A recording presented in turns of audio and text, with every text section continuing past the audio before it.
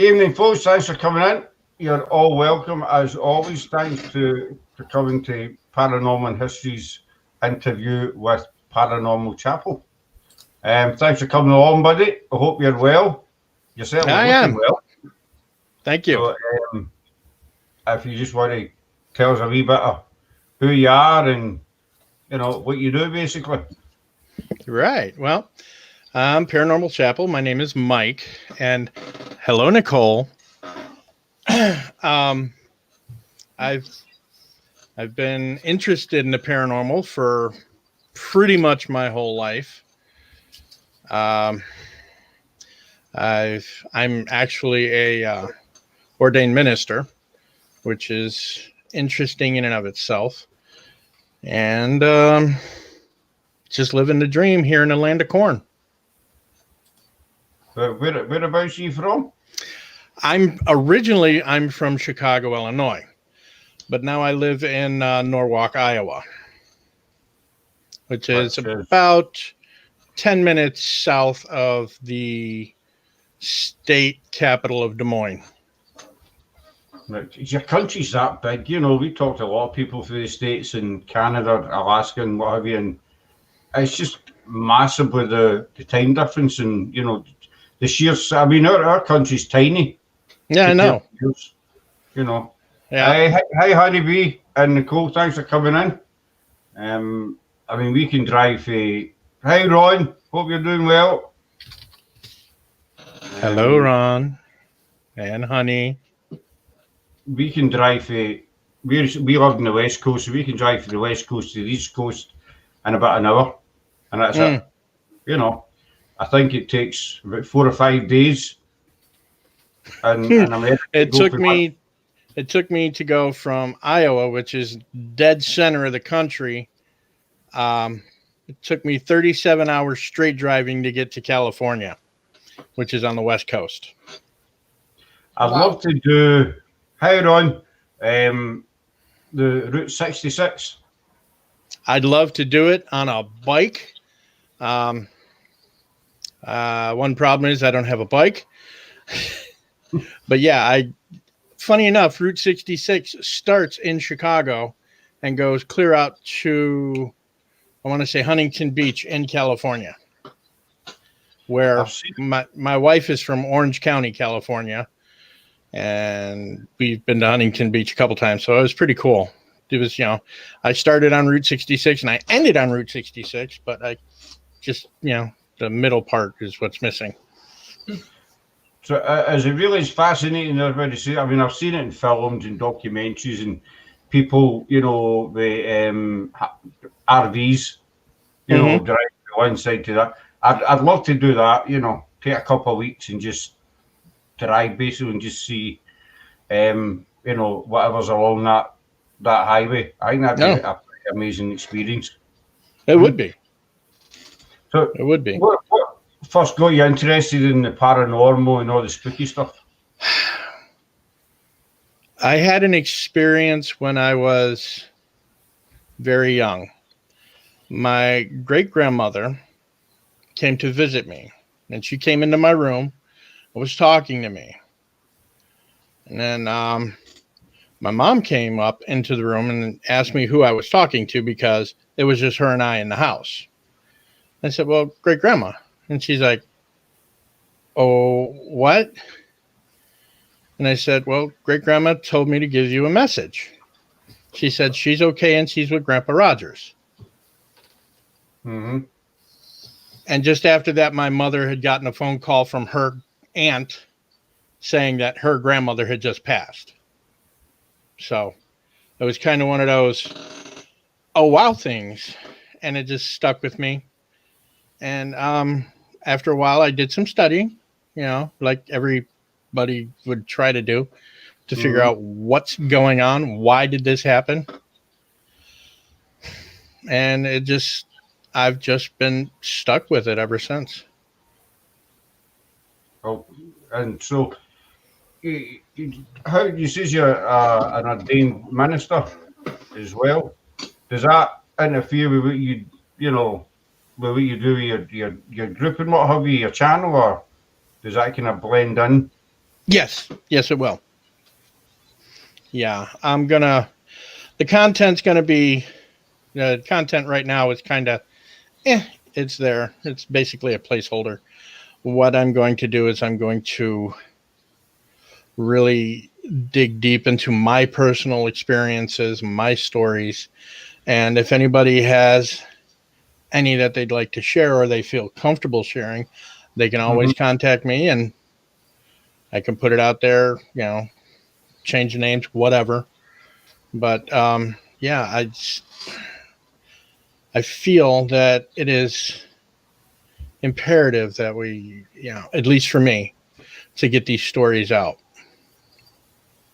Yeah, you're spot on, buddy, because you say if anybody's got any experience, and there's I don't know, thousands of people out there that have various experiences. Some have changed their lives, some have changed their way of thinking, in all different ways. And I think it's a good idea if you want to get all these stories together and get them out there, so that people can relate to them and know that maybe they're not alone. Maybe somebody Exactly. else the same experiences they have, and I can help people just hearing a similar story to themselves.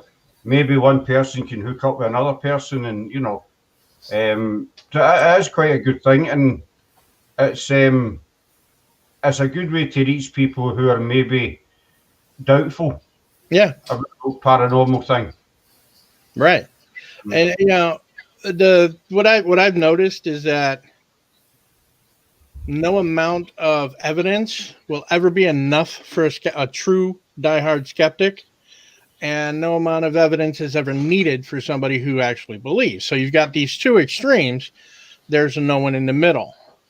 No one to say, hey, I'm going to listen to you with an open mind. This is what I want to do. I'm here to listen, to talk it through, to try to help in any way I can. That would be the best thing for me to do. Well, no, you're spot on. I mean, there is a lot of skeptics. I know some myself who just, hi Eli, thanks for coming in, buddy. Hope you're well. Hey Eli. I know a couple of people. I've met a couple of people through life that are just, die-hard skeptics. They just they can see a ghost in front of them, and they still wouldn't believe it. Right. It's a light or it's a shadow or doesn't matter.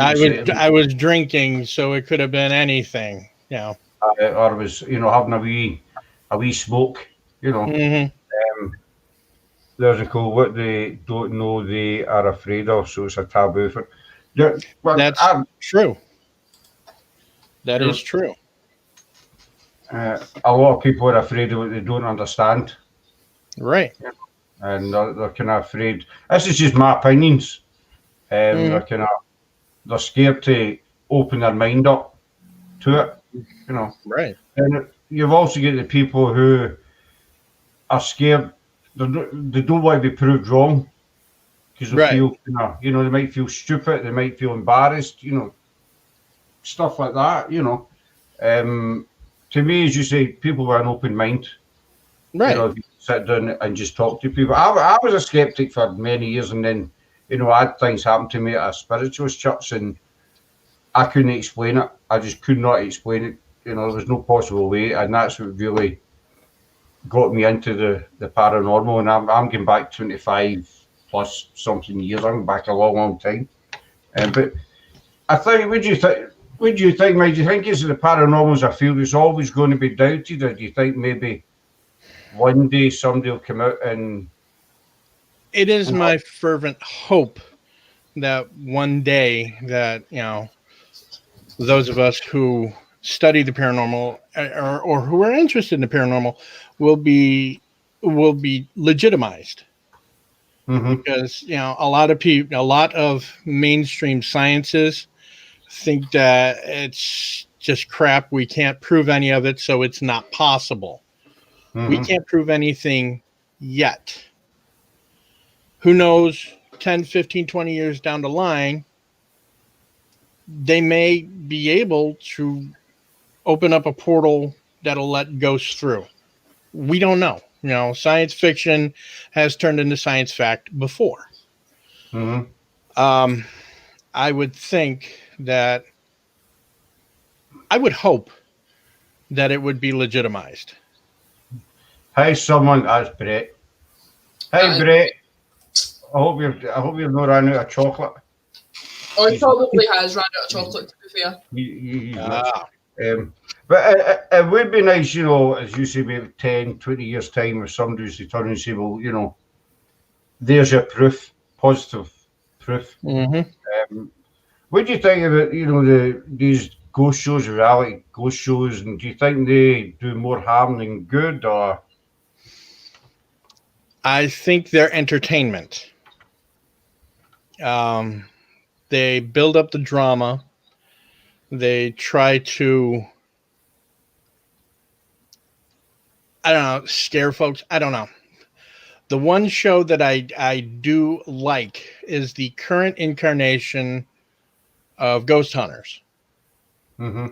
Because there's no theatrics. There's no, oh my God, look at this shadow. It could be whatever. No, they go in and they try to debunk the normal, you know, debunk the mundane first. Mm-hmm. After that, then they're like, okay, we cannot explain what this is. So here, for example, one of their episodes was in a school, and it was a camera on the ceiling, and it looked like a specter coming out of a doorway or something. Well, I'm looking at it and I'm like, well, that looks an awful lot like a spider's web, a cobweb. And they went in, got a ladder, went up to the camera, and sure enough, there's a cobweb dangling right over in front of the thing. So right away, debunked that. Other things that happened in that building, they couldn't explain. I'm down with that. If you try to get rid of man-made or natural issues like EMF, like especially high EMF, Mm-hmm. and then you say, okay, this area has a lot of high EMF. If this is where it is, it's probably affecting the human brain, because it does. Very high EMF will cause hallucinations, feelings of being creeped out, like the hair on your neck stands up and everything. But if they go into an area with low EMF or none, and they're getting knocks and whatnot, okay, we can't explain what's going on. That's the kind of show I like. All right, I know I went around Jack's barn, and I'm sorry. No, it's totally fine. But we're here to listen to, you know, to listen to your views, opinions, and everything. So just, you know, feel free to. It's totally fine. The shows that I don't like are every 5 minutes they're going to cut scene to somebody looking scared, or, oh my God, look behind you. You didn't see that. No, because the camera's pointing at you, not behind me. So I don't know what you're seeing. So you can never say for sure, hey, maybe this guy or this group is making this stuff up.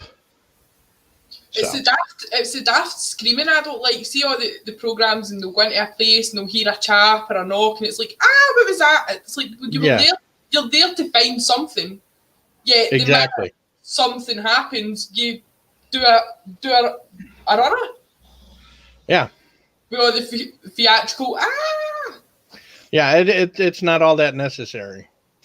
Okay, if something startles you, okay, I can see a jump, but you don't have to scream like you just got stabbed. Okay. Exactly. I watch a lot of them, and some of them you can tell it's just, you know, made up. You know, It's just total. As Sarah says about the scream. You know, they hear a door open and automatically they scream. It's a ghost and what have you. And, sometimes I'll put them on just for something different to watch. Yeah. You know, I know they're a load of, you know, rubbish basically, but sometimes if I'm needing cheered up or I just want to laugh, I'll stick one of them on. And I used to watch one in particular years ago. I'm not going to mention any names, but and I used to believe in it. You know, I watched it. there's quite a few seasons that went on for years. And I genuinely believed in it. You know, I've watched it every time. I went out and bought the DVDs and what have you. And then they got exposed as fakes. And it was after they got exposed as fakes, I would watch some of the stuff back again. And then you see where it is. I would see, you know, a certain bit. And I think, well, how did I not notice that the first time? Right. You know, I watched it. So I think that kind of opened up a lot because, you know, people see it for the first time, they believe it. So I think that I was kind of along that way as well. So, you know, I'm guilty of that. I put my hands up. Right. But as soon as I saw them getting exposed, I thought, oh, wait a minute. I remember that. But, you know, when you're watching, I must have been. Yeah. Totally. And Nicole, I do agree with you, mass hysteria. If somebody sees, oh my God, it's a demon, everybody's going to see a demon. I believe in angels and demons, positive and negative energies.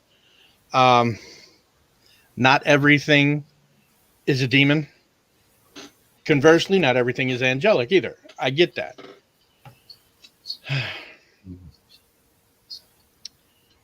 Thing I hate is if they catch an EVP, they say, listen, I think it says this. Yeah, I agree, Chaos.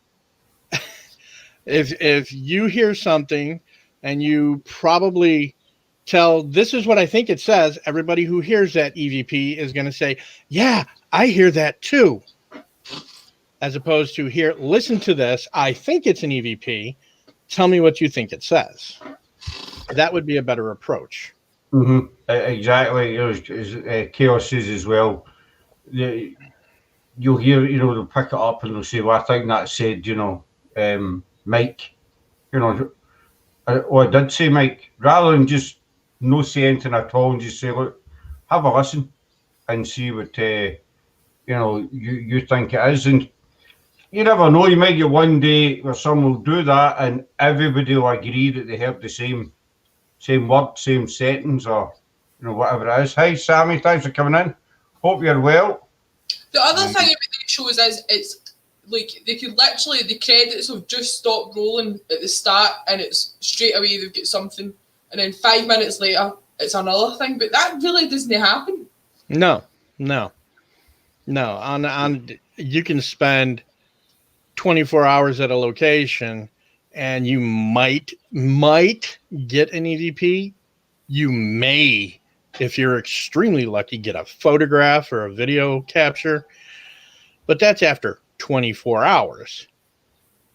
You get one or two pieces of evidence, not piece of evidence here, piece of evidence here, piece of evidence here, and all done in a matter of moments.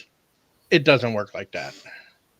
And I think it gives I've watched them, you know, they walk into an old Abbey and right away, there's something, you know, oh, right, did you see that? And only 30 seconds in the place. And I think I think that gives, for anybody new watching, you know, anybody's maybe wanting to get into the paranormal or that's curious about the paranormal, if they put on these kind of, if they, you know, watch one of these shows and they think, well, maybe it's like that, and then they go out and try it themselves and they find out, no, wait a minute, it's you know. So in that sense, in answer to the original question, do I think they'd cause more harm than good? In that case, they would cause a lot of harm because people are so stoked to go on either a ghost hunt or an investigation, and the two are separate, and that's just for me. But if somebody goes on a ghost hunt and they're like, oh my God, we're going to get ghosts, we're going to see spirits, we're going to talk to the demons. And you're sitting around with your thumb up your butt for 12 hours. They're like, well, this kind of sucks. And it starts raining and, you know, you still stay there because it's, you know, it's what you love doing. So I mean, we just spoke about the ghost shows. What's your opinion on kind of, I mean, if there's any questions I ask you don't want to answer, totally fine, buddy. You know, I'm not trying to put you on the spot or anything, but we see a lot of these platform mediums, you know, platform mediums come out. It used to be when the whole paranormal thing started, you had the Yeah. seances, and then you the Davenport brothers get caught faking it, and that kind of blew the home seances out of the water, and the platform mediums moved in, and I think there's loads of them, and it's something that's carried on for the late, I think it's 1900s. You know, that's when it. Oh yeah, starting with the Fox sisters. Mhm. Starting with the Fox sisters in the 18th century, 19th century. If now, I do believe mediums exist. I am not one.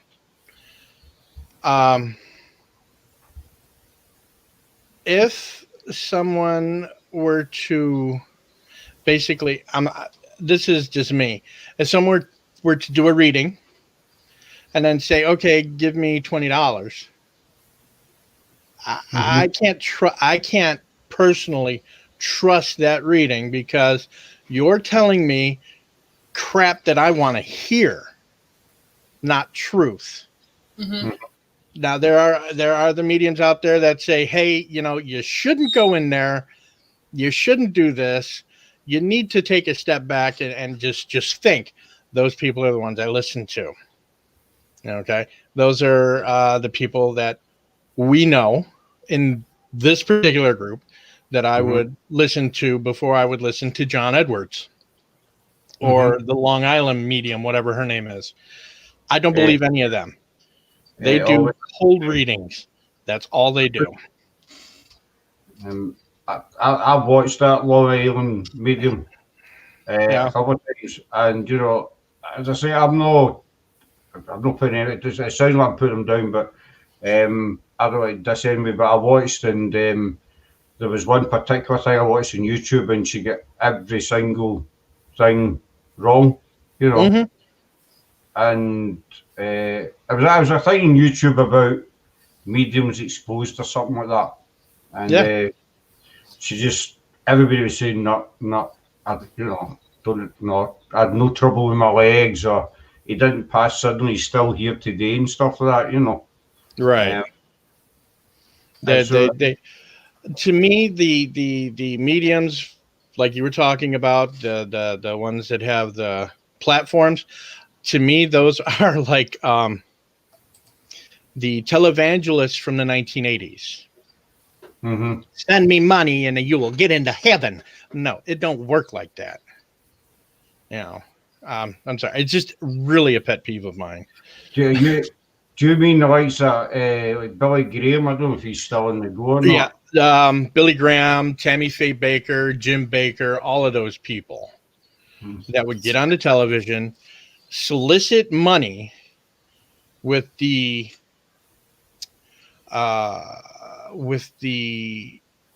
erroneous belief that if you give them money, you'll get into heaven. But the Bible says it's good deeds, good works, and not money that gets you in. So that's what the mediums with the platforms equate to me as televangelists, and I don't trust either of them. I went to see Billy Graham many years ago. It was a football ground in Glasgow. He was appearing at. I can't actually recall how I ended up going to see him. I know I went with a group, but I always remember going to see him. But I'm going back many years, and it was all, for what I remember, it was all showmanship. Yeah. He was, up on the stage and shouting and bawling, as we say here. Yeah. And I was I'm just not impressed at all. The chaos saying that I seen they tend to fish for the information till they think they're right. But they do the cold readings. I know the other thing they do is they get their guests to fill out wee comment cards or wee information cards before they go in. Yep. Then they'll have somebody talking in their ear, or they'll have the info cards from the audience, and they'll memorize a quick few phrases from them, and then, does somebody have an uncle named Tim? There's a good chance someone in the audience has an uncle named Tim. Imagine that. Sorry. No, it's fine, but that's why people come on, because everybody's got different opinions, everybody's got different views, and we feel it's fresh, and it helps a lot of people if they hear all different views instead of the same thing, right. Can week out. Sometimes we don't always agree with people, we're never going to agree with people 100% of the time, because it'd be boring, it'd be a boring world if we did. So, you've got your own opinions, and that's why we asked you on, because we want to know your opinions. Mr. Chappell, do you have a channel? Yes, I do. It's on YouTube. You drop your link in, buddy. Anybody else? Let me do that. Drop your links in. Let me do that. I gotta open up YouTube. Here I go. I'm still here. You I think. may Yep, I'm still here. comment first normally so that I can give you a wee blue thing. Yep. I'm logging in now. A spanner. We'll put the word there. I wasn't one said anyone have stuff of 111 or 1101.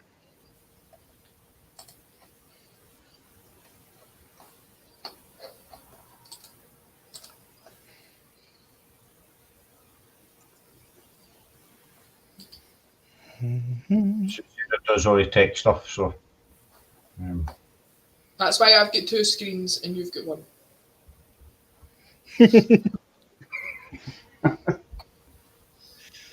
Oh boy. I think I'm in YouTube. But anybody else wants to pop the links in, feel free. Eddie, you want to drop misses in as well, buddy? You're all welcome. But I think platform mediums is a thing that's not going to die out, because I think there's always it probably won't. So long as, well, I think P.T. Barnum put it the best. There's a sucker born every minute. Mm-hmm. Somebody will always believe in the platform mediums, and they'll keep going. They'll keep doing their thing. They're doing their shtick, and people will buy it, and they will continue to do so until the end of time, unfortunately. I mean, there are platform mediums out there, and celeb mediums, whatever you want to call them, that are good at what they do, that are genuine, but then excuse me, in the mixture you've got the ones that are seen as an opportunity, to make money. Because at the end of the day, I think anybody can stand up and call herself, I'm a medium, and I think you're always going to get somebody that will listen to them. Say, are you? I think my version as a true side of paranormal is going out investigating, whether it be a cemetery, an old church or something, and all different types of weather. And if you need to spend hours there, then so be it. If you come home empty-handed, then that's it. What do you think, Mike? Do you think that's a true side of the paranormal?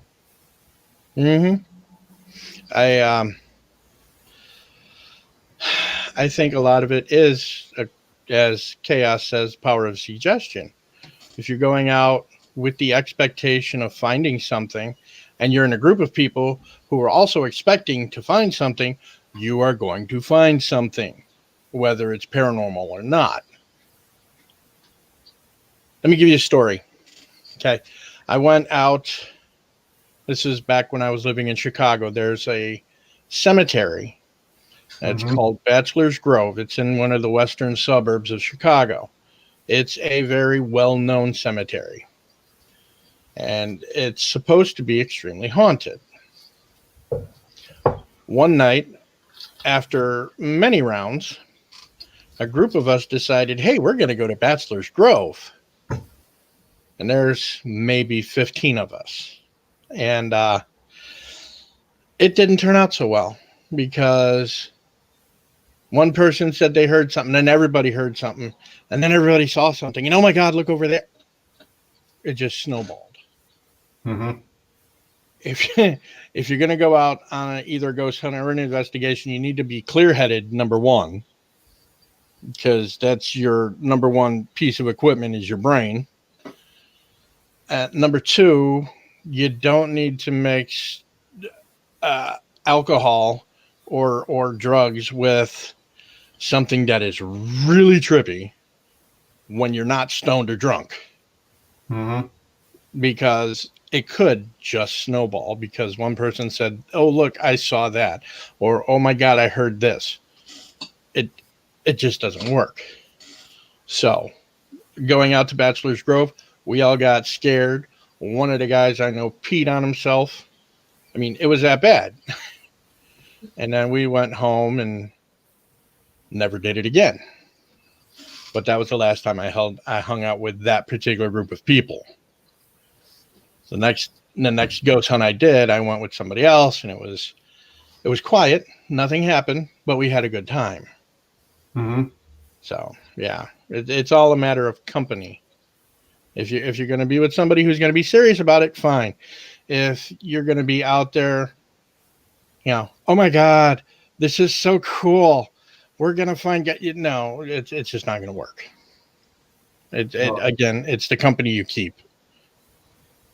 I think that's quite an important fact. If you're going to be, a group of people for a ghost hunt, you need, you don't want, people, dramatic people out with you that'll throw their arms in the air and say, "Oh, we're all going to die," and run away. Right. You don't want a total comedian with you who's just going to poke fun, But I'm not saying you have a very, very, excuse the pun, deadly serious investigation. I think, you need to be relaxed and laid back because, in my opinion, spirit will come through. You've got more chance of spirit coming through you if you are laid back and relaxed. Mm-hmm. Because I agree. They sense it, they pick it up, and if you're sitting there chilled out, I'm not talking about high or drunk today, I'm just, chilled out, listening. And I think you've more chances spirit might kind of connect to you. Do you know what I mean? Yep. Hi, Selena. Hope you're doing well. Thanks for coming, Doc. You don't find anyway. That's true, Eddie. What do you think of that one? Might the spirit come to find you? Exactly. And really, if you're so serious that if your group is so serious, it's not going to be fun. Part of the investigation is the fun. You're out with a group of people that you know and trust. You have each other's back. You can indeed joke around. It's not like you have to be, oh, no, we have to be super serious. And this is a serious investigation. Yeah, all investigations are serious. Mm-hmm. But you have to be a little lighthearted, too, because it can be a tense situation. And if it's too tense, it does not become fun. People are not going to want to go. Yeah. So I'm not saying joke around, 24/7 all the time. Crack a joke, forgive how this sounds, but if you got a fart, then fart. Just let everybody know. Hey, look, sorry. That wasn't an EVP. That was my lunch. Everybody gets a laugh. The tension breaks. At that point is when you're more likely to get an EVP or a picture or an orb, whatever. Mm-hmm.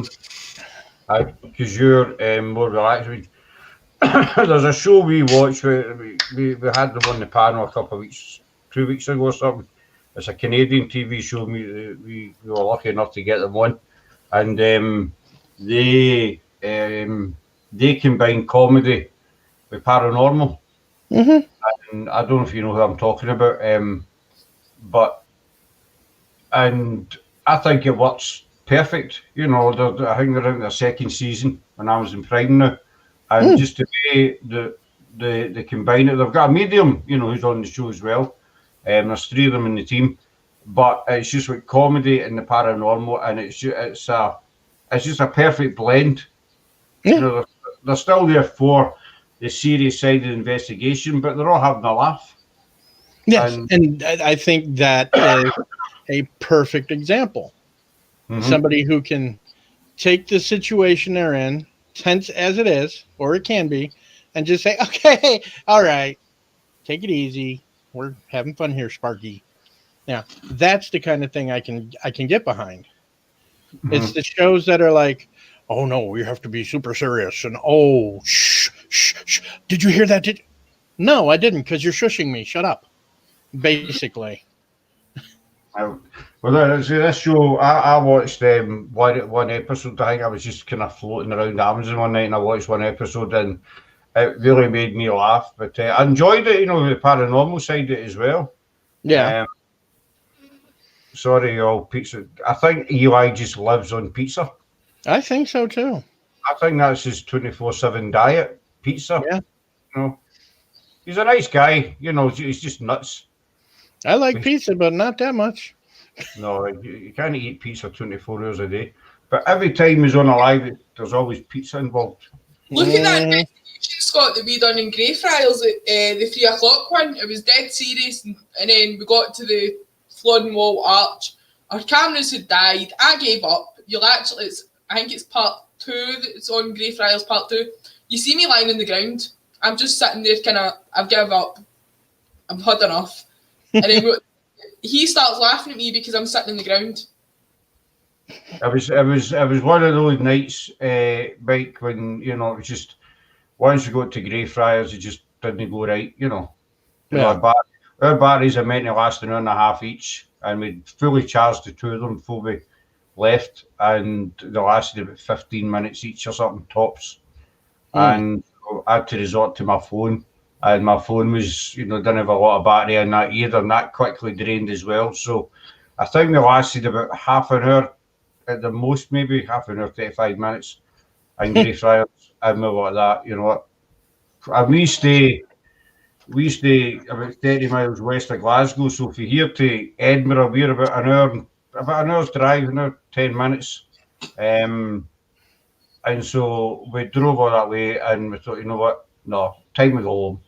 Because it was just a disaster. But it's just one of these nights, as you say, you don't always get something, and you're going to have bad nights, you're going to have great nights. It's just there's 2 sides to every door, basically. That's the way I see it. Would you say you're easily spooked? Are you easily, if you're running an investigation, is there anything that really gets you? No. There have been times I've gotten jump scared. I'm not going to lie. I am human. But I'm not so easily spooked anymore. When I was younger, oh, yeah. What was that? Oh. Now it's like, okay, who heard that? Who said that? Basically. But no, I don't get spooked anymore. All right, Chaos. You take care, Eddie, and I'll talk to you really soon. Tell Missy we all say hello to her. Thanks for coming in, buddy. Thanks a lot, bud. I'll give you your usual message. That night at Edinburgh was just a disaster. It was just one of the nights I didn't go to plan. We planned to go to Greyfriars, but we got to Edinburgh early, and so we decided to do a mini tour of the Royal Mile, starting up at the castle and doing the toll booth, Mary King's Close, and further down to Canongate, and then back up. But we still enjoyed it. We would enjoy every time we go, whether it goes thingy up or no. If we didn't enjoy it, then we wouldn't do it. No doubt you're the same. Yeah, exactly. If you don't like what you're doing, why are you doing it? If you don't like it, that just doesn't make any kind of sense to me. I know there's a lot of people out there, and best of luck to them, that try and make a living out of doing it. And if they can make it that way, then as long as they're no deceiving anybody. I think this is what would you say the most important part of paranormal is? I'm sorry? What would you say the most important part of the paranormal is? Honesty and integrity. If you're going to be doing investigations or ghost hunts, you have to be, number one, honest with yourself. Are you the type of person that would actually believe without evidence that a certain place is haunted? Or the integrity not to fake crap. I mean, you can't make anything haunted if it's not haunted. Mm-hmm. You can't say, oh, my apartment's been haunted by a ghost for 9,000 years. Your building's been there since 1972. Okay, number one. So nice try. And just because you say it's haunted doesn't necessarily mean it's haunted. I hate to break it to you. So honesty and integrity are number one. My personal preference and the under the umbrella of paranormal would be ghosts and spirits, followed closely by UFOs. I don't believe we're the only ones here. I don't, I'm no big into UFOs and what have you. I don't mean offend anybody that is. But if you consider the size of the universe, solar system, whatever, all the planets that are out there, to think that we're the only ones on this planet is, to me, is quite, it's quite absurd, basically.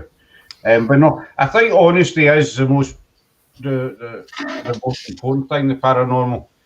Just to yourself, because you're only deceiving yourself and you're not doing yourself any favors. Exactly.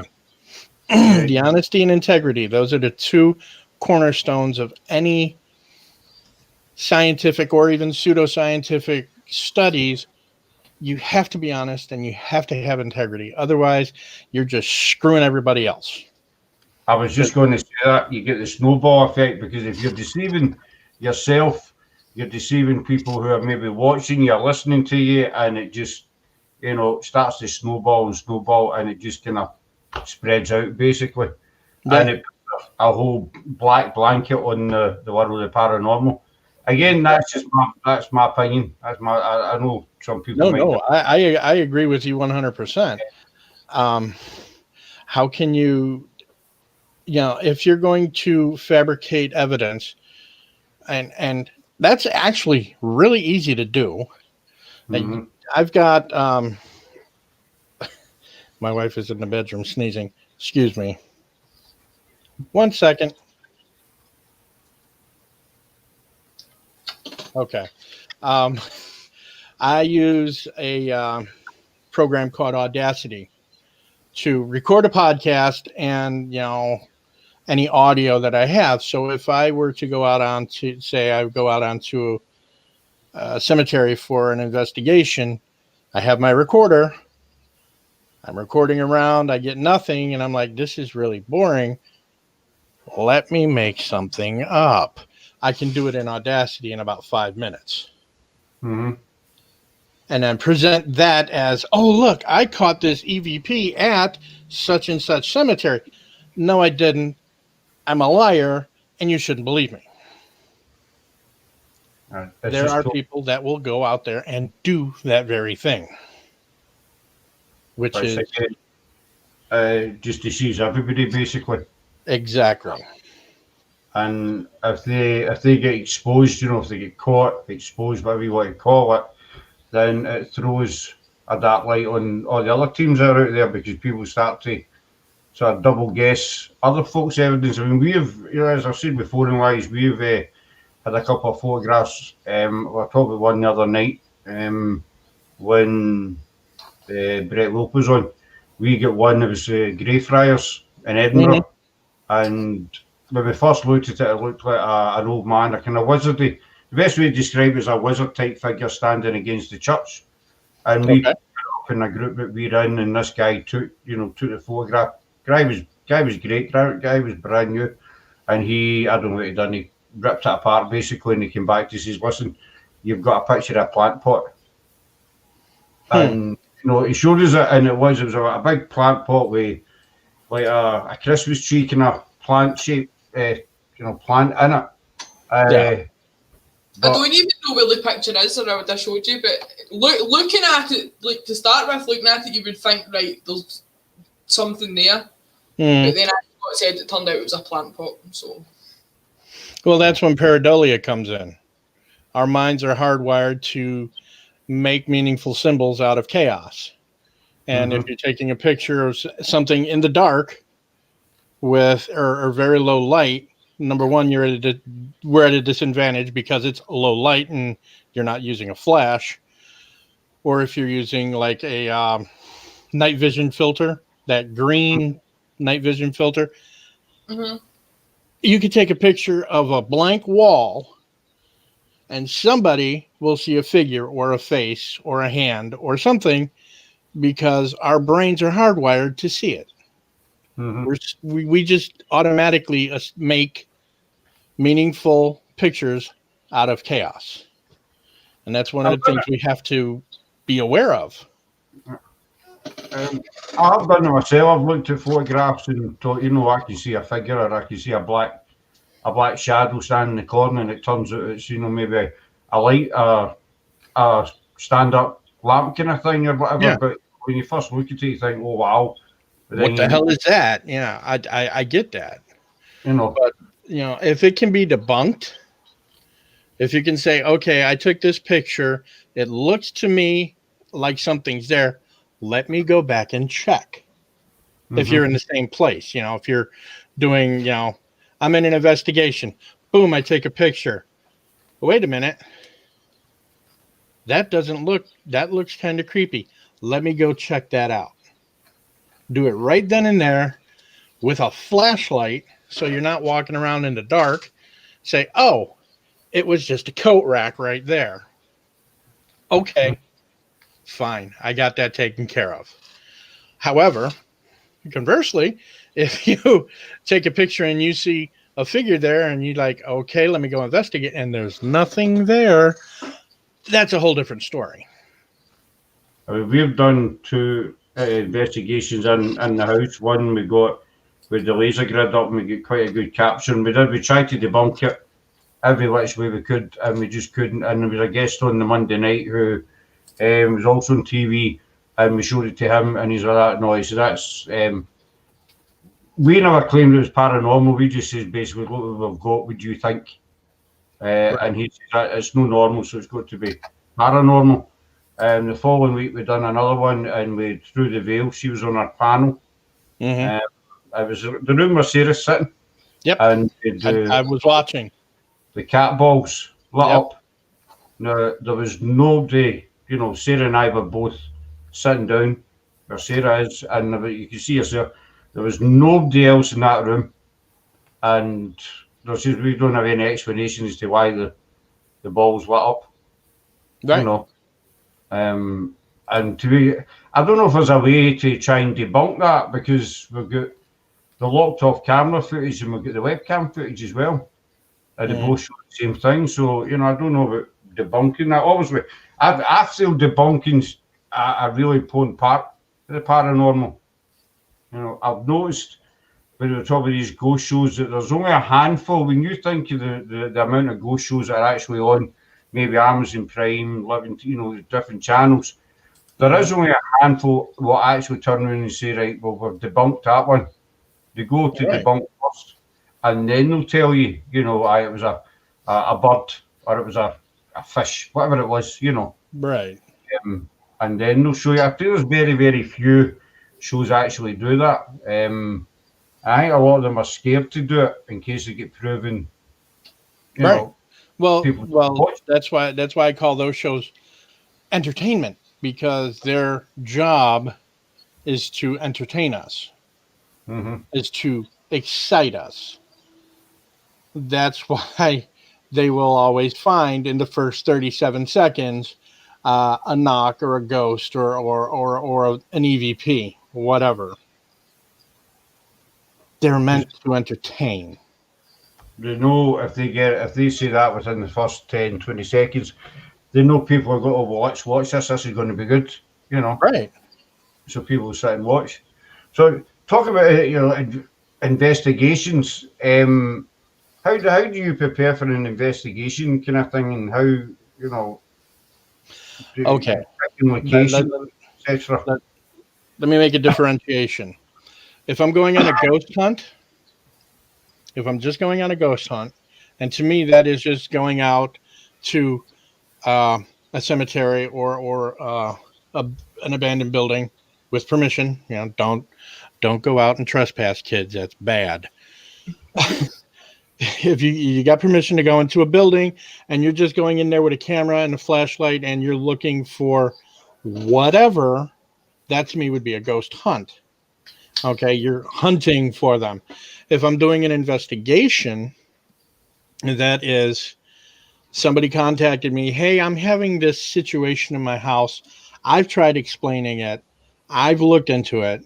I have no answers. Could you come and check it out? Okay. I would then do I would do research on the building itself or the house itself. You can go to, here, you can go to the county assessor's office. You can get things like year it was built, list of people who owned it before. All right. Mm-hmm. You can get a brief history that way. You can then go into, my wife does genealogy, so she has an account with newspapers.com. I can use that to find out if anybody has died from natural causes or unnatural causes in this particular house, in this particular time frame. Mm-hmm. With that information, I can then go to the house, meet with the people who are having whatever issue, walk around the house, go to each room. At this point, I'm gauging their reactions to the room itself. Yep. Mm-hmm. I would also have an EVP meter with me, and I would check for high EVP in any particular area. I do a baseline reading basically all over the house, but if they're saying if they're in the basement is where I feel the creepiest, I feel like somebody's watching me, I would keep that in mind, take my EVP meter, go around electrical junctions, go around electrical boxes, fuse boxes, depending on the age of the building, circuit breakers. If there is a lot of EVP, that means it's affecting them in that particular area or adjacent floors. Mm-hmm. With that in mind, I would do an overnight or whatever with them. I wouldn't ask them to leave, because if there's a spirit there, it don't know me, and it ain't going to talk to me because it don't know me. Mm-hmm. The property owner is known to the spirit, is attracted or attached to the spirit, or vice versa. And I would go from there, explain what I can. Okay. Like any mundane issue like EVP or my dream piece of gear is for a mic that would hear infrasound, because that's another big one that messes with the head. I've got all of my gear. I've checked and I've done Hey Geek. And hey, thanks for coming in, buddy. Interviewed the property owner and any witnesses. And I sat there with them for a while. Not, oh, you need to go away so we can do our investigation. No, it doesn't work like that. They have to be integral. They have to be there. They have to have their reactions, and I need to see it in real time. Mm-hmm. That's how I personally do it. See, I feel I'm in a few ghost groups, and we get people writing in. I think my house is haunted, or I heard a noise upstairs the other night, and I always try to comment, and the first thing I'll say is, check the history of the house. check the history of the land. Mm-hmm. Because I think that you have, after you go to, as you say, you need to cover all the basics first. Yep. Before saying you've definitely got a spirit. Oh yeah. So because it would be absolutely ridiculous to say, "Oh yeah, I think your area is haunted, but I can't be sure, so we're just going to say it is." And it's like, no, it doesn't work like that. I mean, I've watched quite a few things, and I watched something that was actually featured in a film as well with Ed and Lorraine Warren, and it was a couple thought their house was haunted. They were hearing these kind of whistling sounds, and throughout the house, and it turned out it was their pipes. Mm-hmm. There was something to do with their heating, and it was just their pipes, But somebody, like I says, we were saying about fake mediums and what have you. I think somebody could have been out of that house and says, "Well, you've got a spirit here, and for £200, I'll get rid of it for you." Exactly. When it's faulty piping, or could be anything, could be a hole in the ceiling that's causing a drafts. But see, research, I would definitely agree with you. Always do research first, because it might not be a lot of people think that it's a property that's haunted, but it might not. It could be the land that's haunted. Yep. Exactly. Could be a spirit for 300, 400, 500 years before. Mm-hmm. That time frame as an example, and it's a land that's haunted. There's no. It could before that. It could have been some wee guy's cottage sat on that bit of land, and somebody's came along, demolished it, and plonked a house on top of it. So the wee guy's not happy, Yep. Heating pipes, expansion, contractions that we're on. Oh yeah. There are many loose things that sounds can be mistaken for bumps in the night. Exactly, freaky. Along those lines, my apartment is a boiler system for heat. Okay. That means I have pipes running up in my walls and up in the ceiling and under the floor. And in the wintertime, because it does actually get cold here, at 3:00 in the morning, it sounds like a couple of old men out here talking. It really does. And the first winter here, it was like, who the hell's out in the front room?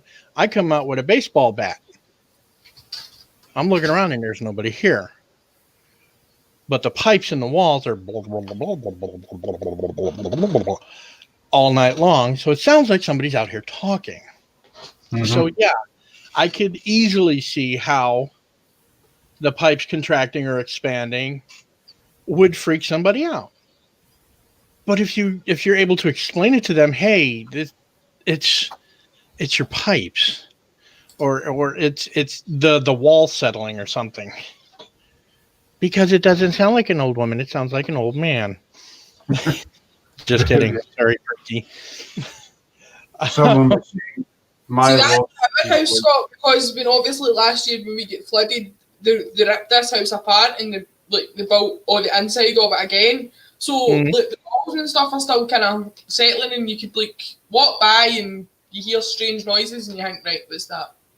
Mm-hmm. And then you think, right, it's obviously just something. Yeah. And if you can explain it away that way, most people will be like, oh, okay, so my house isn't haunted. No, it's not. Mm-hmm. Well, look at earlier on, Scott. We were watching telly, and we heard, well, me and the cat heard it, a noise coming from our bedroom closet. Mm-hmm. So I says to Scott, I was like, have you accidentally locked the little cat in there? Because he was in there at one point. And Scott's like, I don't think so, but I'll check. And the cat wasn't in there, and I was like, right, well, there's obviously something, because something moved in that closet. Me and the cat heard it. Mm-hmm. To the point where the cat was sound asleep on my legs, and she just kind of woke up and just looked at the closet, and I was like, right, okay. And obviously I thought it was the cat, and then Scott went in and checked, and the cat was lying in our little girl's bed sleeping. Oh. So it's funny, because it's actually the same cover. You watched that live investigation where the cat balls went off. I don't know if you remember, I was sitting in the bedroom and I put one in the cupboard and it went off. It's that same cupboard where that button through the veil, it says she sensed a boy and a little boy and a man in that cupboard. But it's the same cupboard as that cat ball went off, and there was nothing in the cupboard at the time, and the door was wide open. But Sarah said they were on, have you locked to be cat? And I said, no, you know, no, as far as I know, he's, you know, I've no imprisoned the cat or anything like that. He's running free somewhere. So I think I can get back to these ghost shows again. I think if people are sitting watching these kind of stupid ghost shows, you know, the theatrical ones, and you know, it might sound really, really stupid, and then you hear noises in their house, they automatically think it's a spirit, you know. The only time I run like from my room or buildings when someone moves without help that should not be done. I think call the closet, the bedroom closet, the haunted closet. You know, that's what it was.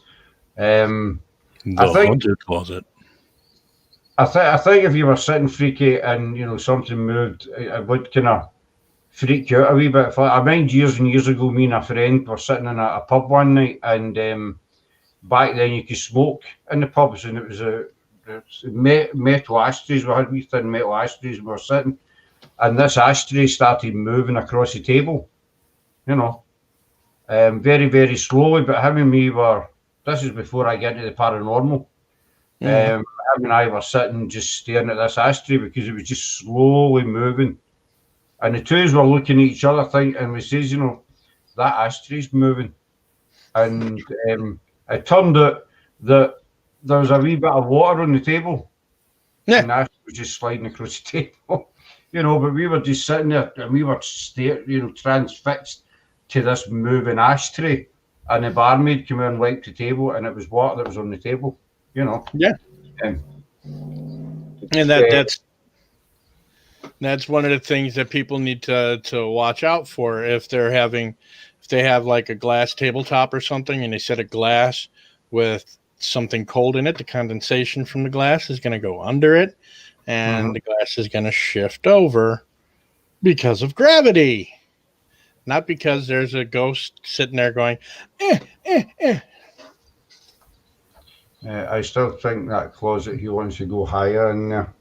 Well, we're going to do another investigation in here, Nicole. Hopefully you'll be sitting in it as well. You're welcome to sit in as well, Mike. We're not sure it'll be in the next week or two, probably some point. We're going to have another wee investigation in here and see. We might get nothing this time, who knows?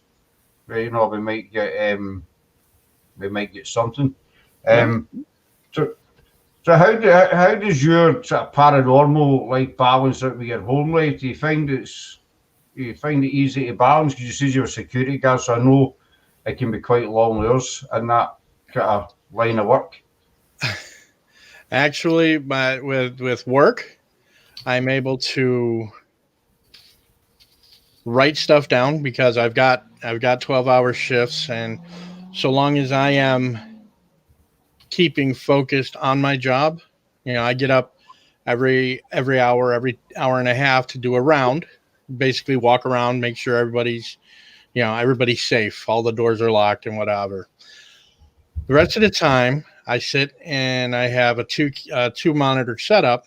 One is basically just cameras that I watch, and the other is email, Word, whatever. So I will write down, I'll sit and I'll type out basically my story, you know, a piece here, a piece there, whatever. And it works out that way. It works out pretty good because I'm able to focus on my work and work on the paranormal side and without really any distraction. So my wife doesn't like the paranormal, so we don't really talk about it in the paranormal sense. But if I frame it in a historical sense, because she's a history major, she loves history and she does genealogy. If I can frame stories in a historical sense, we can have a very long and drawn out conversation about, you know, pick a subject. We could talk about Anne Boleyn in the Tower of London, basically. if it's framed correctly. Because I don't want to freak her out, which is understandable. She doesn't like the whole scary part of it. I kind of do. So we agree not to discuss that particular side of things. Side of it, aye. But the history of it, like the Tower of London, or one of my favorite places is where Fort Dearborn used to be in Chicago when it was originally settled. Fort Dearborn was basically over the Chicago River, and in the late 1800s.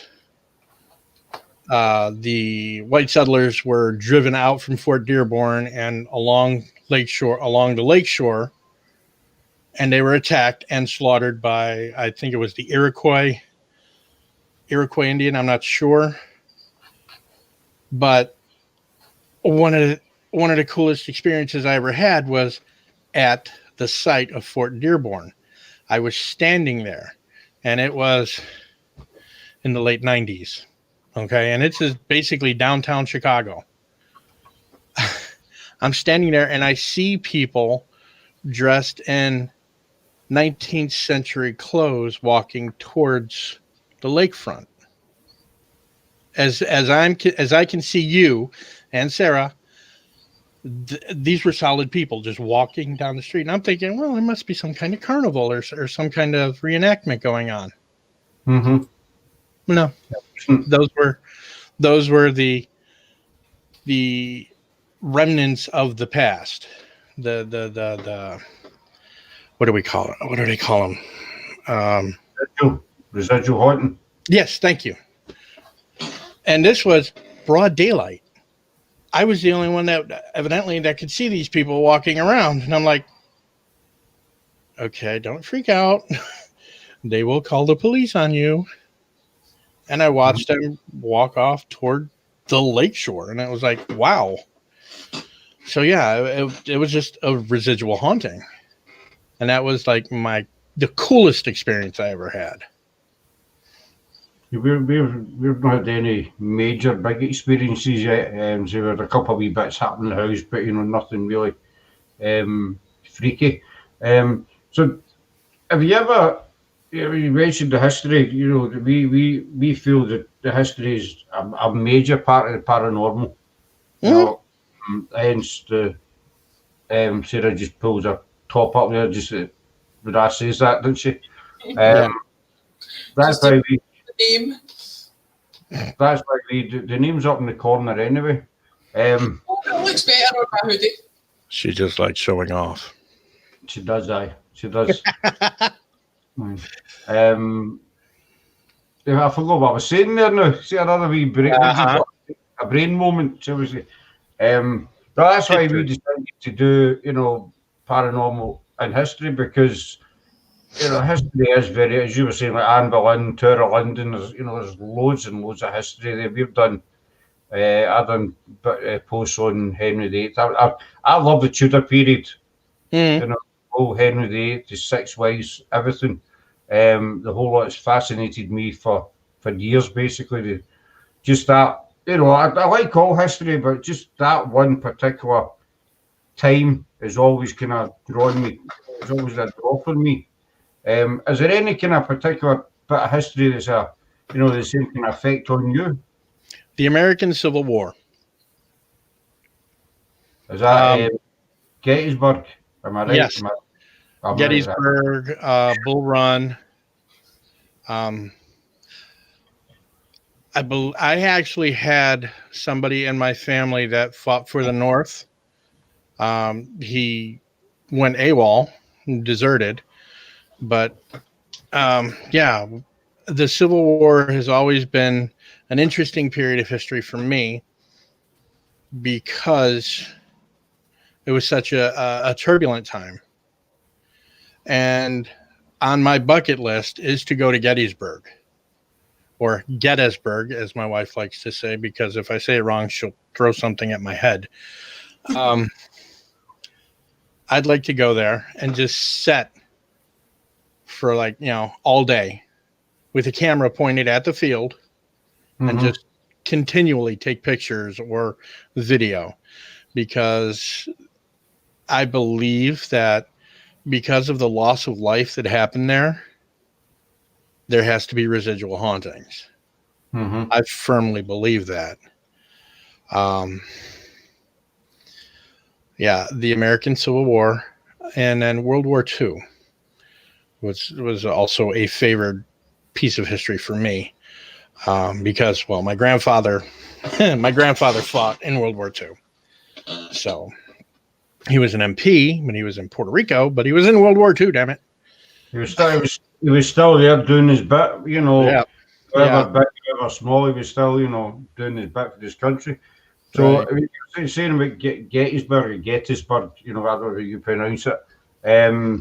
I pronounce it Gettysburg, but Gettysburg. yeah. A lot of people, a lot of people's views differ on this. A lot of people feel that the more death that's took place, that's happened in the one location, makes it more active than any other location. Whereas if you get, I'm trying to think an example, maybe, like you take the Tower of London and maybe Bannockburn, Tower of London, yourself, it's got a bloody history dating right back to William McCulkey's, but especially during the Tudor period, that's when it's its bloodiest part of history. You take Bannockburn, William Wallace and what have you. They two places are really, really active because of the sheer amount of death that these places are seen. And whereas you could get a hill nearby that's not as active. So do you believe the more people that died in one spot, the more haunted it is? Because I know there's a lot of people out there that don't believe that kind of theory. I have no direct knowledge because I've never been to a place that has had an enormous amount of death. Like Gettysburg or even Auschwitz, which is on my bucket list. Do I feel? Yes, I feel that the number of deaths and manner of deaths would contribute to an area being haunted. It's like right up the street from me, there's a house that had 6 people murdered in 1993. I just went by the house and I get the chills just walking over there. I knew nothing about it before I walked over there. Yeah. So I did some research. I found out that a father killed his estranged wife and his children and himself in that house. I'm like, whoa. But I didn't know anything about it when I walked past it the first time. You just had that sense walking by the building. Yeah. It's just like, whoa, something ain't right here. Yeah. So the amount of deaths and manner, I think, have a lot to do with it. If somebody passes away from, say, a heart attack, they're probably not going to be sticking around for a while. They've moved on. They've gone and they've said their goodbyes. They're on their way to talk to St. Peter or whatever. But if somebody were mass murdered, like Auschwitz or in Gettysburg, yeah, I think it would contribute to a haunting. Because maybe they feel, like you say, Auschwitz, tragic history there, obviously. Well, any place, it's seen a lot of mass killing, what have you. A lot of these spirits will think, well, it wasn't my time to go. Exactly. I'm not ready to go to the light, or I still like to see my family, or they maybe can't accept that they have actually passed. I've heard that theory many times that some spirits maybe pass that suddenly, that they don't believe they're passed. They think they're still alive. Basically, I think they're still alive. They think, I'm not dead. So just I noticed a comment by Nicole saying about Ed. I don't know that one. Say it was one about Cruel. Edinburgh or something. Oh, Edinburgh. Yes, because you can't pronounce it. It's Eden. Say Edinburgh. Edinburgh. It's actually two different names. The Eden, I'm sure, dates back to the Roman times, and borough means district, basically. So it's a district of Eden. So Edinburgh. Oh, okay. Wee bit of history there for you. I know, totally useless history, but you know, however. Yeah, it works. If it comes up on a quiz anytime soon, what Edinburgh means, there you go. Head full of useless knowledge. That's perfect. Next time I'm on Jeopardy and that question comes up, I got you to thank. It's the useless wee bits of information that people tell you that tend to be more relevant in life. Exactly. They can be, you know. I agree with both of you. You know, somebody might say useless bit of information, but then maybe, you know, weeks down the line, someone will say, wait a minute, I know the answer to that, you know, that months ago. So sometimes it can come in handy. It can win $10,000 or whatever. Well, that'd be nice. Well, it'd be pounds for us. If you win $10,000 on that question, just remember who told you the answer. Exactly. The check will be in the mail. So, do you think that's why there's Heckheim, part Belgian, part Dutch? It's not my fault they have strange names. They don't have strange names in the UK, Nicole, at all. We do, Scott. Look at Kilmarnock. Kilmarnock. Nicole said it was called Kilmarnock. That's, you know, bless her, you know. We're not here to discuss Scottish towns, you know. Talk to the man downstairs, basically. I don't mean that in a bad way, man downstairs, you know what I mean? What man downstairs? Yeah. It's Nicole, England. There's a comment for Brett. I missed a something. It's just Scotland, Nicole. England is fine. Okay, we'll not open that can of worms, Brett. Not when we'll keep that quiet. Just play celebrity squeals. A lot of people say spirit hang about because, you know, unfinished business. As we just said, they don't know their past. They weren't ready to pass. And what about the theory that a lot of them are scared to get into the light because, you know, we don't talk about religion and that, but just generalisation. You know, obviously you're taught from a young age, you get heaven and hell, and if you're good, you go to heaven. If you're bad, you go to hell, basically. Mm-hmm. Do you think a lot of people are influenced by this, and this is maybe why they don't want to go to the light? Because maybe they've not been the best of people in this life. You know, they might have done one or two bad things, sins, whatever. Do you think maybe that's part of the reason why they're wary of going to the light? I think that we living are afraid of the unknown. Okay. Mm-hmm. Most people are afraid of the unknown. Paranormal investigators, we're a weird breed. We look for the unknown. We thrive for it. However, the general public are afraid of the unknown. And what is the greatest unknown? What happens when we die? They're afraid because, and I think people will carry this onto the next life. Okay. Mm-hmm. I don't know what's going to happen. I don't want to go and face judgment, you know, for people who believe that. I don't want to go and face the judgment because I've done XYZ and I could go to hell. Yeah, exactly. Yeah.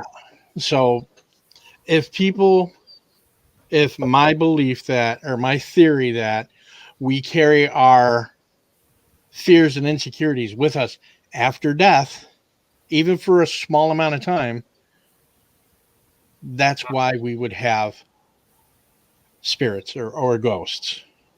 Not the residuals, because their lives were snatched from them, but people that have passed and they're like, well, I don't want to be judged. It's like a doorway, you know, if somebody is in the physical, they're in a strange house or whatever, and there's a door that they've never been through before, and they're kind of, I don't really want to go through that door, but they're curious, but they would take that kind of step towards that door. Not unless you're in a horror movie, then everybody. Oh yeah. Then the music would be going in the background, and you're like, "No, you stay the hell away from the door." They open the door, or they go up the stairs, or they don't never turn their light on. Yeah. By the front, if they're in a scary house, they'll walk by the front door and go up the stairs. Personally, they should be heading out the front door. Hello. Yeah. And the other thing that always puzzled me, I'm getting a wee bit off subject, but if they get in the house and the door's locked, why do they never try and just smash a window to get out? Yeah. There are lots of heavy objects around here. I can put through my window to get the hell out of here if I need to. Exactly. Exactly. It's as if all the windows in horror films are like barricaded and electrical fielded and stuff. If you touch it, you're going to blow up or something. Oh yeah, yeah. I suppose it adds to the plot of the film, but I know you're saying, Mike, that a lot of souls, they pass over and they're weary of going to the light because of whatever they've done in this life. Would you think that? It might sound a stupid question, but I believe that after so long, they'll come to the realization that it's not so bad that they can go to the light. Mm-hmm. Yeah, I agree. A little backstory. I know I'm full of stories.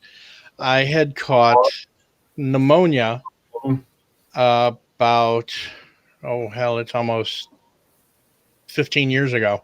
I had double pneumonia. I was living in a mission because I was homeless, and that's a whole another ball of wax. Anyway, I ended up in the hospital. I had like 10% lung capacity. My kidneys were shutting down. My liver was shutting down. Everything was starting to shut down.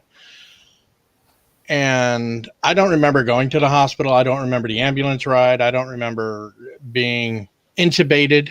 They stick the tube down my throat so I can breathe. Mm-hmm. None of it. What I do remember is sitting in a very big waiting room. And everything was white. I mean, stark white. And I'm sitting there and I look around and it's just chairs forever off in all directions. And as I'm sitting there, there's an old man who walks in front of me, stops, looks at me, and his eyes are ageless, depthless. I mean, I don't have the words to describe it. Mm-hmm. He looked at me and his voice was hollow and deep. Says, "No, not yet. You go back." Next thing I know, I'm waking up in the hospital. Mm-hmm. So if there's a point beyond that I come to, I would probably continue on. I would have then, but the old man with the ageless eyes said no, so I came back here, and you guys are stuck with me for a while. Hey, Dobby, thanks for coming in. Hope you're well. So you hear, I've heard many a story about NDEs and what have you, and people say that, they spoke about the floating above the body, seeing the light, seeing loved ones, friends, or a variety of stories. And a lot of people have spoke about after they've, came back, that they've been a totally changed person. They felt closer to spirit. They started picking up on things that they didn't, previous to their NDE. All sorts of things. What's your opinion on that? Do you think that if you have an NDE, it sort of changes your whole way of thinking? For me, basically. For me, it basically reinforced the fact that it is possible to have these experiences, to live with spirits, basically. Yes, they're out there. Yes, this is real. Yes, this is actual to me. Mm-hmm. I don't think it changed me. I think it just reinforced what was already there. However, if a skeptic were to have the same type of experience, I wouldn't know how they would feel because I'm not in their shoes. I can't speak for everybody else. Yes, there are stories that they have been changed. Something in them said, okay, this is like honestly what happens. Once they come to accept paranormal activities or paranormal phenomena, that's great. Mm-hmm. For me, it just reinforced what I was already there. I know you. What I had already known. I see. I can relate to that. A totally different scenario, but now I was already into the paranormal, and my gran died, my dad died, and both times we were up to see them. Particularly my dad. We've been up at the hospital all day. We've been told all day at the hospital he's not going to make it. He's not going to make it. So, long story short, because the nurse came in back at 11 o'clock at night, he says, I think he's going to be fine. Just go home and come back in the morning. So I went home. I was in the house about 10 minutes, and the phone went. I knew right away what it was, And the hospital, your dad passed away 10 minutes ago, whatever. So I went back up to the hospital, and he was still in the bed, just lying there.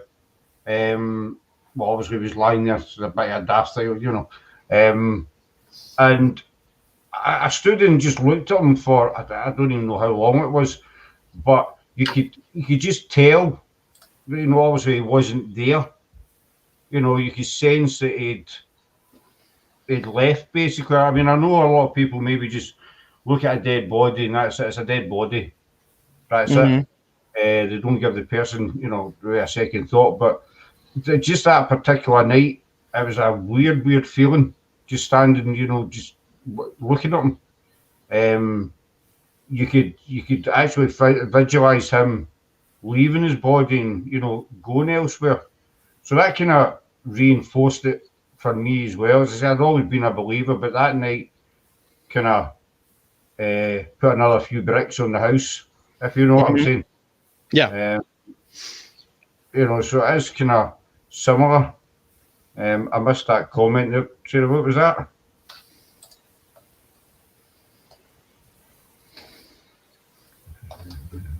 Not your time to get back now. That's all. And a lot of cool saying she saw the bright light. I know scientists have tried to explain the bright light as something to do with your brain shutting down and stuff like that. I thought that was a squirrel behind you there. It's not, it's a cat. Yeah.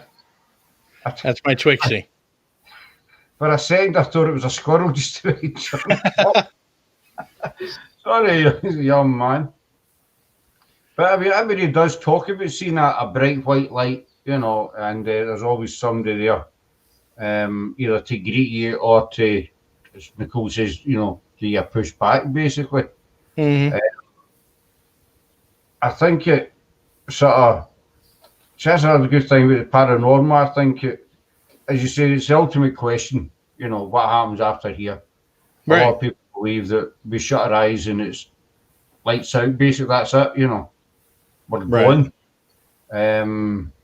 But I think there's too much evidence, for want of a better word, to suggest that there isn't something after here.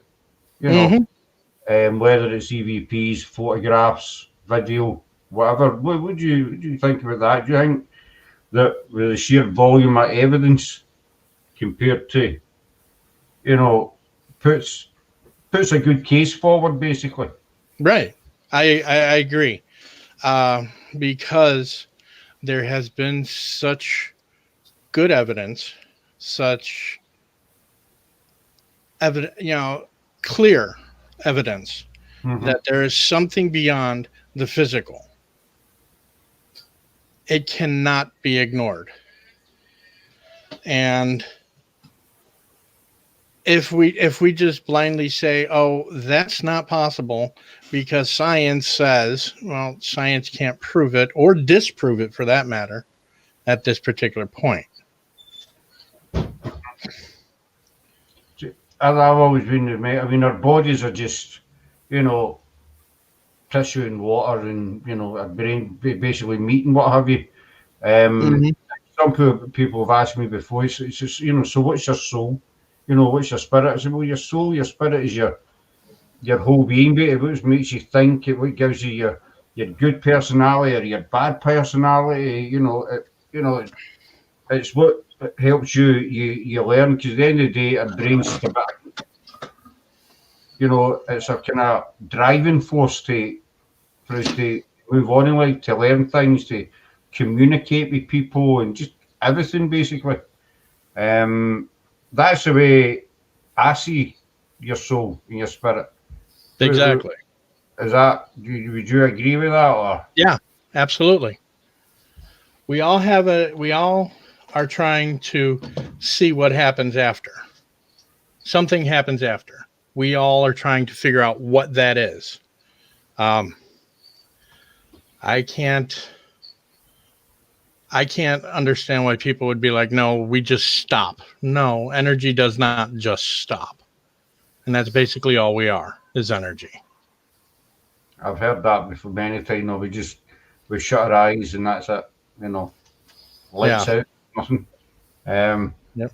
I was going to finish on Nicole's comment. I didn't have time to. Oh, hi, Vale. Hope you're well, Hunt. My father passed away in 1980. The last seen him alive and the first to find him, I saw misty of his body. Still creeps me. I imagine that would stay, Nicole. As I say, my dad died, he'd already passed away by the time we got to the hospital, and it's still quite vivid in my mind today, him just lying in the bed, basically, and it's something that will probably stay with me. So if anybody was wanting to start up a paranormal team or a paranormal group, whatever, and start investigating, what kind of advice would you give? If they came to you tomorrow for advice, what would you say to them? Use your head. Use your head. Don't trust any tech. Use your head first. Your brain is the best thing you've got. It's what God gave us to think, to rationalize, to realize. Once you get that down in once you get that, everything else is gravy. Nice. Well, on that note, we're going to end it. Sorry, Nicole, you just came in as we're going out. That's an hour and see, we always say we're going to do these for an hour. Never happens. But I think it's better if we like to keep it to an hour, but I think sometimes you just get kind of carried away with chat, and you forget the time. You know what I mean? So if you like stay on the panel just a wee couple of minutes, mate, after we go off, that'd be great, buddy. Sure. But thanks everybody for coming in. We appreciate all of you and all your comments. We're back on tomorrow night at 9 o'clock again. We hope to see you all in then. So, have a good afternoon, evening, morning, wherever you are. And everybody take care, and thanks again for coming in. Absolutely. Thanks for listening to me ramble. You're not rambled at all. So we'll see you after, folks. Thanks very much. Bye. Bye.